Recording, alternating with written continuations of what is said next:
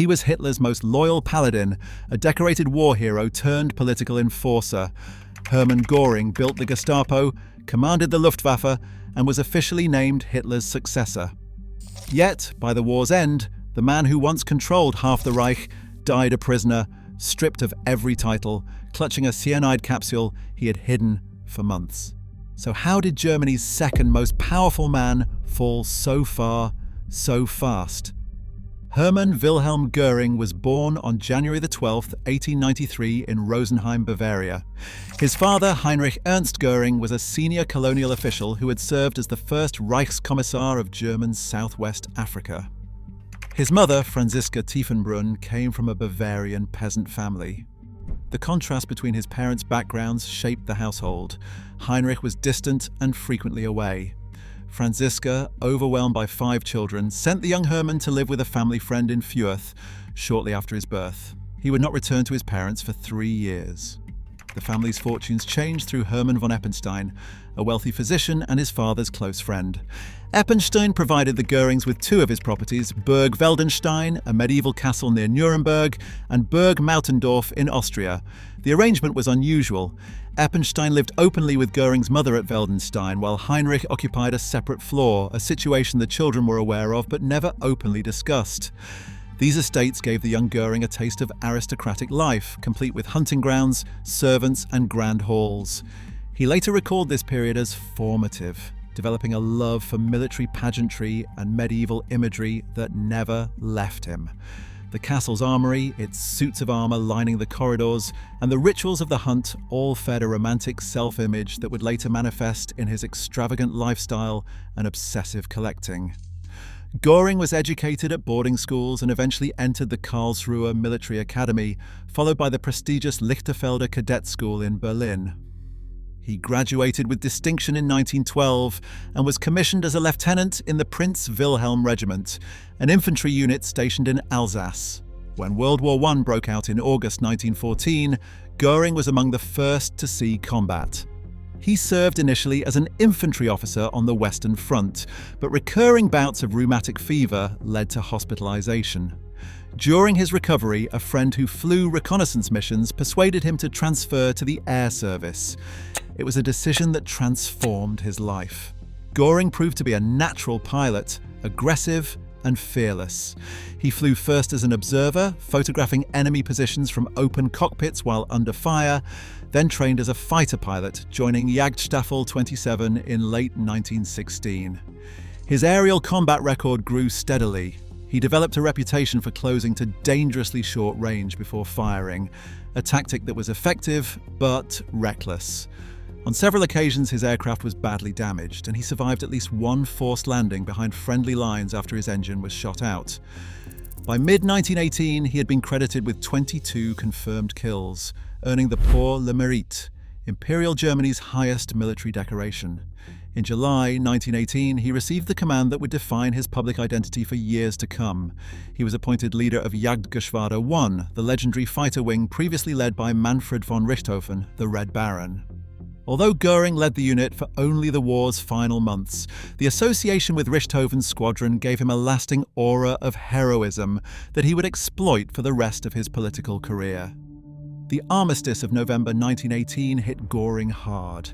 He was openly bitter about the surrender and reportedly ordered his pilots to destroy their aircraft rather than hand them over to the Allies. When he returned home, he found a country he barely recognized.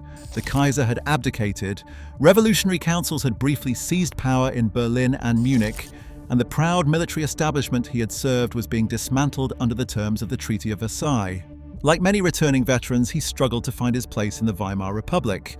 The new democratic government was, in his eyes, illegitimate, and the officers who had fought and bled for the empire were treated as relics of a discredited age. He briefly worked as a commercial pilot in Denmark and Sweden, performing stunt flights and transport runs for the Svensk Lufttrafik airline. It was during this period, in early 1920, that he met Karin von Kantzow, a Swedish baroness married to an army officer. Their affair led to her divorce, and the two married in Munich in February 1923. Karin's family wealth and social connections helped sustain Göring during these unstable years, and her influence on him was considerable. She shared his romantic nationalism and became deeply involved in his political activities, hosting gatherings for Nazi sympathizers in their Munich apartment. He later named his grand hunting estate northeast of Berlin, Hall, in her memory after her death from tuberculosis in 1931. It was in Munich in late 1922 that Göring first encountered Adolf Hitler. He attended a rally where Hitler spoke about the betrayal of Germany and the need for national renewal. Göring was immediately drawn in. For Hitler, Göring was a prize recruit, a decorated war hero with social standing and public name recognition. Hitler quickly appointed him commander of the Sturmabteilung, the SA, the party's paramilitary wing. Göring brought military discipline to what had been a disorganized group of street fighters, reorganizing units and enforcing a command structure. This role placed him at the center of the party's physical force apparatus. On November 9, 1923, Göring marched alongside Hitler in the beer hall Putsch, the failed attempt to seize power in Munich. The plan had been to march on the Bavarian Defense Ministry and seize key government buildings. But when the column of roughly 2,000 marchers reached the narrow Residenzstrasse leading to the Feldherrnhalle, they found their path blocked by a cordon of state police. Shots were fired. The exchange lasted less than a minute, but left 16 Nazis and 4 policemen dead. Göring was struck by a bullet in the groin and upper thigh. The wound was severe. He was carried to safety by SA men and smuggled across the Austrian border by party sympathizers. In Austrian and later Swedish hospitals, doctors treated his injury with morphine. The pain was intense and prolonged, and what began as medical treatment became a dependency that haunted him for decades. His morphine addiction grew severe during his years of exile. In Sweden, Karin's family watched his condition deteriorate. By 1925, his behavior had become erratic enough that he was briefly committed to Langbro Asylum in Stockholm, where medical staff documented his dependency and noted violent mood swings. One attending physician described him as a sentimentalist who wept openly one moment and flew into rages the next. He was treated and eventually released, though the addiction never fully left him.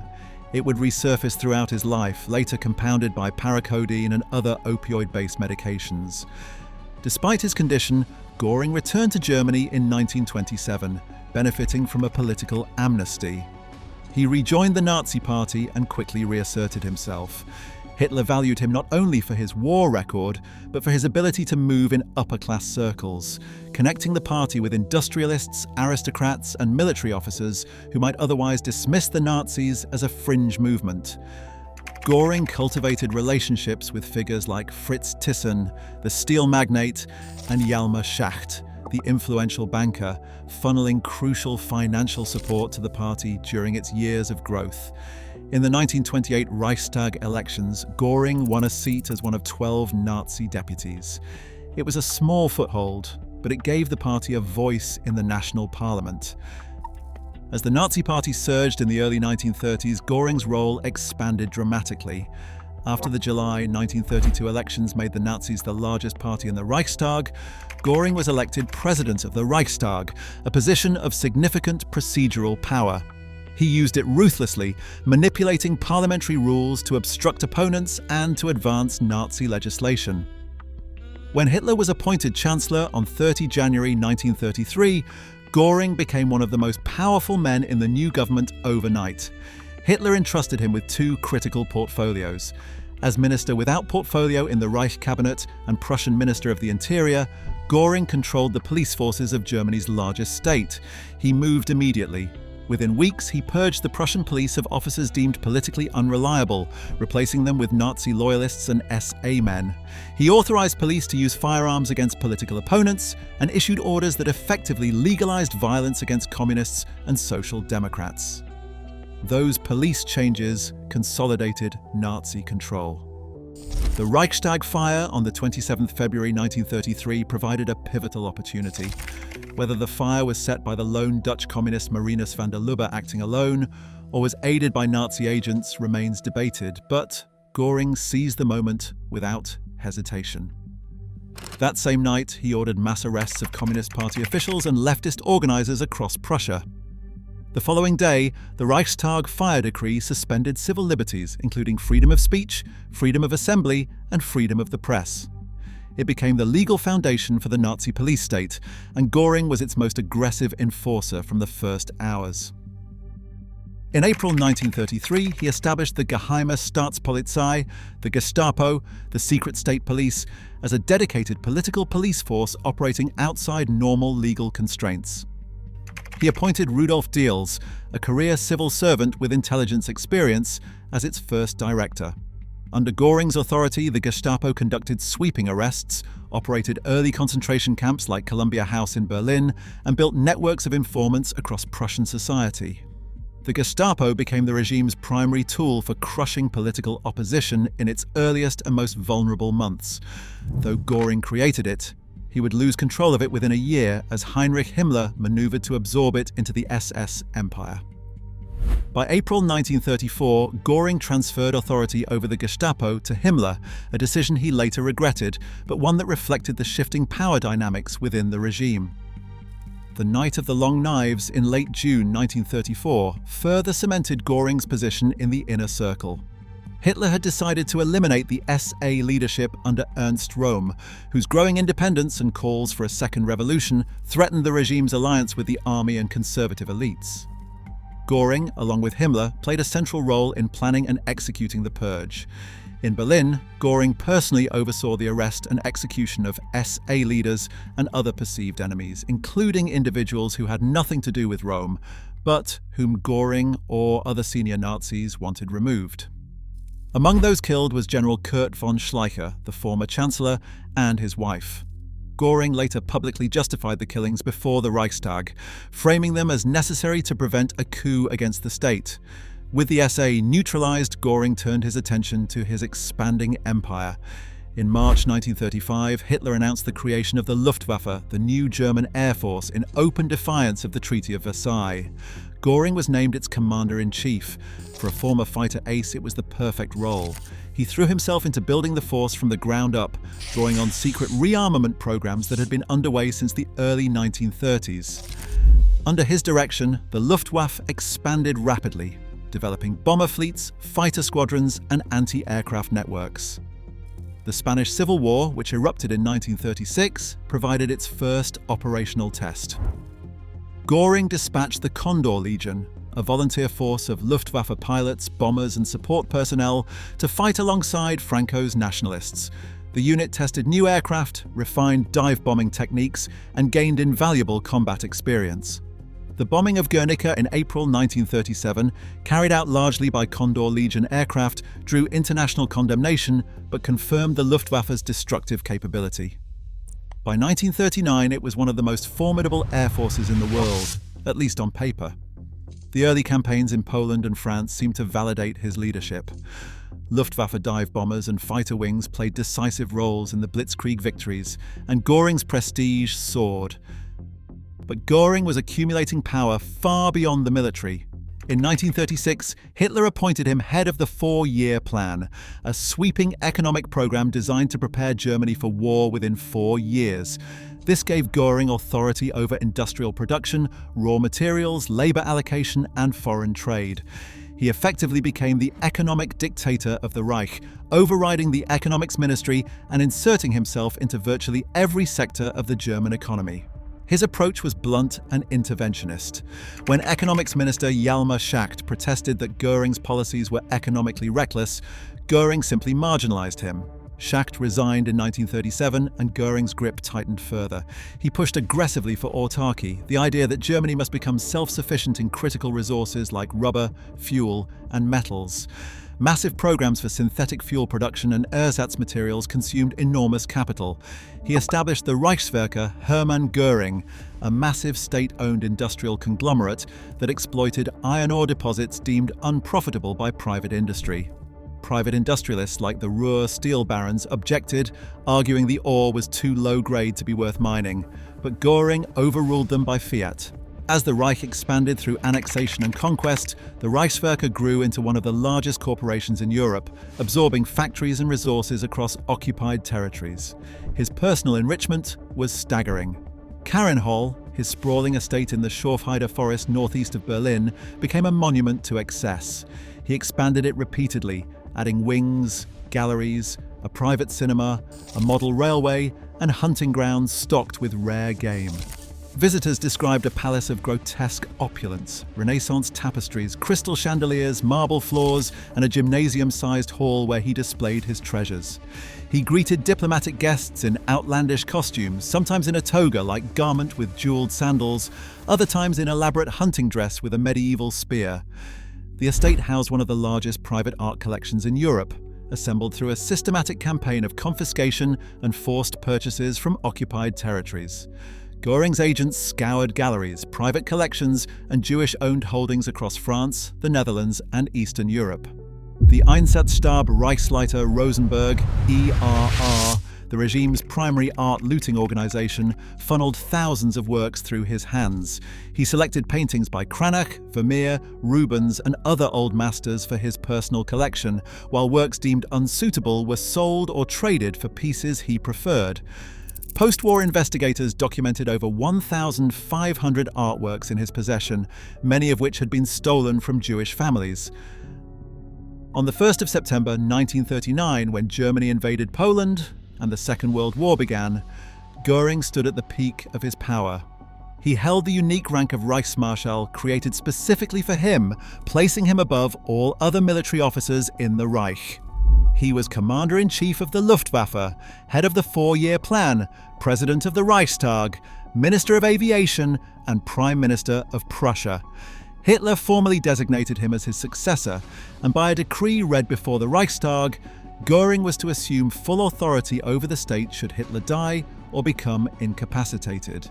No one in the Reich held more titles, more offices, or more formal authority, but this peak was deceptive. Beneath the accumulation of titles lay a man increasingly consumed by luxury, addiction, and detachment from the operational realities of the war he was supposed to help direct. His morphine use, never fully conquered, had been replaced by a growing dependence on paracodeine, a milder opioid he consumed in large quantities. US military physicians who examined him after capture in 1945 found he was taking the equivalent of roughly 40 pills per day. His weight had ballooned. He appeared at military conferences in elaborately tailored uniforms adorned with medals and jeweled accessories, a contrast to the increasingly grim conditions facing German forces. Albert Speer later described him during this period as living in a fantasy world, disconnected from strategic reality. The first major blow to his reputation came during the Battle of Britain in the summer and autumn of 1940. Göring had assured Hitler that the Luftwaffe could achieve air superiority over southern England, destroy the Royal Air Force, and pave the way for a possible invasion. He personally directed the air campaign's strategic shifts, most critically the decision to switch from attacking RAF airfields to bombing London and other cities. This change, prompted in part by a retaliatory British raid on Berlin that enraged Hitler, relieved pressure on Britain's battered fighter defences at a moment when they were near breaking point and allowed them to recover. The campaign failed.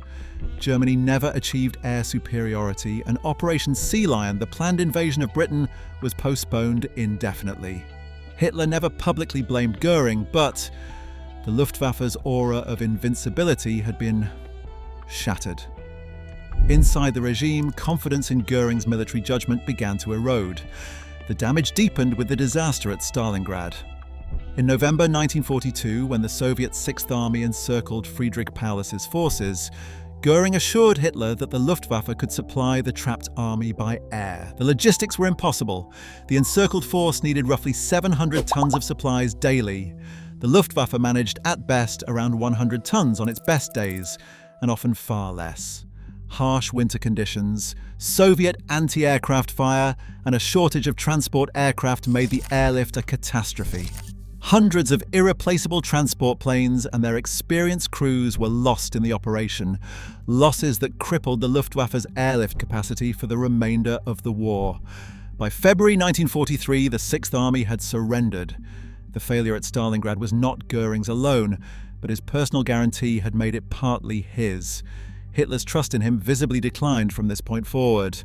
Göring began retreating more frequently to Carenhall, absent from key military conferences and increasingly replaced in the Führer's inner circle by younger, more aggressive figures like Albert Speer, who took over war production, and Martin Bormann, who controlled access to Hitler. The Allied strategic bombing campaign further exposed Göring's failure. Beginning in earnest in 1943 and escalating through 1944, British and American bombers systematically destroyed German cities, factories, and infrastructure. The Royal Air Force's Bomber Command struck by night, using area bombing tactics that leveled entire city centers. The United States 8th Air Force attacked by day, targeting ball-bearing plants, synthetic fuel facilities, and aircraft factories. The combined offensive overwhelmed German defenses. Göring's fighter controllers struggled to deploy interceptors fast enough, and the introduction of long-range escort fighters like the P-51 Mustang in early 1944 stripped the Luftwaffe of its last defensive advantage over the Reich. Experienced German pilots were being killed faster than they could be replaced, and fuel shortages grounded increasing numbers of aircraft. Göring had once famously boasted that no enemy bombs would fall on the Reich. He reportedly said people could call him Meyer if that ever happened. As cities burned nightly, the remark became a bitter public joke. Germans whispered it in bomb shelters.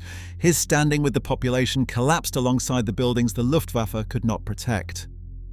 By 1944, Göring was a marginalized figure. He spent long stretches at Carenhall or his other residences surrounded by art, servants, and his second wife, the actress Emmy Sonnemann, whom he had married in 1935 in an elaborate state ceremony attended by Hitler. Their daughter Edda, born in 1938, was one of the few bright spots in his increasingly isolated existence. He appeared at the Berghof and at military briefings sporadically, often clashing with other leaders. His relationship with Hitler deteriorated further after the July 20th plot in 1944. Though Göring was not a target of the conspirators, the atmosphere of suspicion that followed tightened around everyone, and Bormann used the chaos to further sideline him. The final rupture came in April 1945. As Soviet forces closed on Berlin and Hitler retreated into the Führer bunker, the question of succession became urgent. Göring, who had withdrawn to Berchtesgaden in Bavaria, interpreted reports suggesting Hitler was no longer able to govern freely as activating his 1939 succession decree. On the 23rd of April, he sent a carefully worded telegram to the bunker. He stated that if he received no reply by a set hour, he would assume that the conditions of the decree had been met and would take over leadership of the Reich. The telegram was measured in tone, acknowledging Hitler's authority and expressing loyalty. But it reached Hitler through Martin Bormann, who framed it as an ultimatum, an act of treason and a power grab. Hitler erupted. He ordered Göring's immediate arrest. SS troops at Berchtesgaden placed Göring under armed guard within hours. On the 23rd of April, Hitler signed a decree stripping Göring of all his offices, ranks, and the succession designation. In his political testament dictated on the 29th of April, one day before his suicide, Hitler formally expelled Göring from the party and condemned his actions as a betrayal. Grand Admiral Karl Dönitz was named as the new successor. The man who had stood beside Hitler since 1922, who had marched in the putsch, built the Gestapo, and commanded the Luftwaffe, was cast out in the Reich's final hours. Before his departure from Berchtesgaden, Göring ordered the destruction of Carenhall. Demolition charges brought down the estate, though not before much of his art collection had been packed onto trucks and dispersed. The ruins of his palace mirrored the ruins of his career. After Germany's surrender on the 8th of May 1945, Göring made his way to American lines. On the 9th of May, he surrendered to elements of the US 36th Infantry Division near Rastatt, Austria. He arrived in a convoy of vehicles with his wife, daughter, servants, and a significant quantity of personal luggage, including monogrammed suitcases, a red leather hatbox, and 16,000 paracodeine pills. He reportedly expected to be treated as a fellow officer and negotiating partner, perhaps even welcomed. He told Brigadier General Robert Stack that he hoped to discuss the future of Europe with General Eisenhower as one military leader to another. Instead, he was quickly classified as a high-value prisoner and transferred through several detention centers. The press photographed his capture widely, and images of the overweight, medal-decked Reichsmarschall being led away by GIS became emblematic of the regime's grotesque end. During processing at an Allied interrogation facility, US military doctors discovered the extent of his drug addiction. They found a large supply of paracodeine pills in his luggage and on his person. Over the following weeks, he was gradually weaned off the medication. Interrogators noted that as his dependency diminished, his mental clarity improved markedly. The Nuremberg tribunal convened in November 1945, and Göring took his place as defendant number 1 in the dock. He was the highest-ranking Nazi official to stand trial, and both prosecutors and fellow defendants recognized his central position. Psychological evaluations conducted during his imprisonment revealed a complex picture. Intelligence testing placed him at 138 among the highest of the defendants. The prison psychologist Gustav Gilbert described him as amiable and charming in private conversation, but domineering and manipulative in group settings, working constantly to influence how the other defendants would conduct their defenses. By the time the trial began, months of detoxification had transformed him physically. He had lost considerable weight, his mind was sharp, and he approached the proceedings with a combative energy that surprised the courtroom. Unlike many of the other defendants who distanced themselves from the regime, Göring mounted an aggressive defense. He sought to dominate the dock, coaching and cajoling his co-defendants behind the scenes, urging them to present a united front and avoid turning on one another. Several defendants, including Albert Speer and Hjalmar Schacht, resisted his influence, but others, particularly the military men, looked to him for direction. Guards and even some prosecutors noted that he behaved as though he was still in command, holding court during lunch breaks and dispensing opinions on the proceedings with theatrical confidence. He did not deny the broad facts of Nazi policy. Instead, he argued that his actions were those of a loyal government official serving his nation in wartime, no different in principle from leaders of the Allied powers. He insisted that the Luftwaffe was a legitimate military force and that his economic role was standard wartime administration. He denied direct knowledge of the extermination programs, claiming he had been deceived by Himmler and others. Under cross-examination by American Chief Prosecutor Robert H. Jackson, Göring proved a formidable witness. Jackson's initial approach, confrontational and sweeping, allowed Göring to deliver lengthy speeches and reframe questions to his advantage. Legal historians have noted that the early cross-examination sessions were widely regarded as victories for the defense. Göring parried accusations with detailed recollections and challenged the prosecution's framing at every turn. It was only when British prosecutor Sir David Maxwell Fyfe took over that the defense was more effectively dismantled. Maxwell Fyfe employed a precise, document-driven method, presenting specific orders, memos, and correspondence that contradicted Göring's claims of ignorance. Most damaging was evidence linking him to the persecution of Jewish communities, including a directive he signed in July 1941, tasking Reinhard Heydrich with preparing a comprehensive plan for the so-called final solution to the Jewish question. Göring attempted to argue that the document concerned emigration rather than extermination, but the prosecution presented corroborating records that undermined this interpretation. The prosecution further documented his role in the systematic plundering of occupied Europe, both for the state and for his personal collection. Evidence showed his direct involvement in ordering the confiscation of Jewish-owned property, businesses, and artworks. The scale of his personal enrichment, detailed through inventories of Karen Hall and testimony from art recovery officers, painted a portrait of corruption that extended well beyond what could be defended as standard wartime requisitioning. On October 1, 1946, the tribunal delivered its verdict. Göring was found guilty on all 4 counts: conspiracy to wage aggressive war, planning and waging aggressive war, war crimes, and crimes against humanity. He was sentenced to death by hanging. Göring immediately petitioned to be executed by firing squad, arguing that as a soldier and officer, he deserved a military death. The tribunal denied his request. The execution was scheduled for October 15, 1946. On the night before, guards conducted their routine checks. At approximately 10:45 p.m., Göring was found dead in his cell. He had bitten into a potassium cyanide capsule. The discovery triggered an immediate investigation. How the capsule had reached him inside one of the most heavily guarded prisons in the world remains one of the enduring mysteries of the Nuremberg proceedings.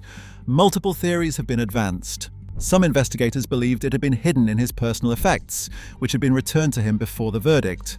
Others pointed to possible assistance from a sympathetic guard. A 2005 account attributed to former United States Army Private Herbert Lee Stivers claimed he had unknowingly smuggled the capsule in a fountain pen given to him by a German woman, though this account has been questioned. No definitive conclusion was ever reached. Göring left behind 3 letters, one to his wife Emmy, one to the Allied Control Council, and one to the prison chaplain. In his letter to the council, he stated he had always kept the capsule hidden from the guards and that no one had helped him obtain it. Whether this was true or a final act of misdirection remains unknown. His body was photographed, then transported along with those of the executed defendants to a crematorium in Munich. The ashes were scattered into the Isar River, the same method used for all the condemned men, to prevent any burial site from becoming a shrine. Hermann Göring's legacy is one of towering ambition consumed by moral collapse. He helped build the machinery of a criminal state, enriched himself on an industrial scale from the suffering of millions, and commanded a military force whose failures cost countless lives on all sides. His trial at Nuremberg remains one of the most studied episodes in legal history, both for the precedents it set and for the spectacle of a man who, even at the end, refused to show remorse. To explore the stories of those who served alongside him and shaped the same regime, watch our videos on Albert Speer and Heinrich Himmler, 2 figures whose fates reveal different dimensions of the same catastrophe. Thanks for watching.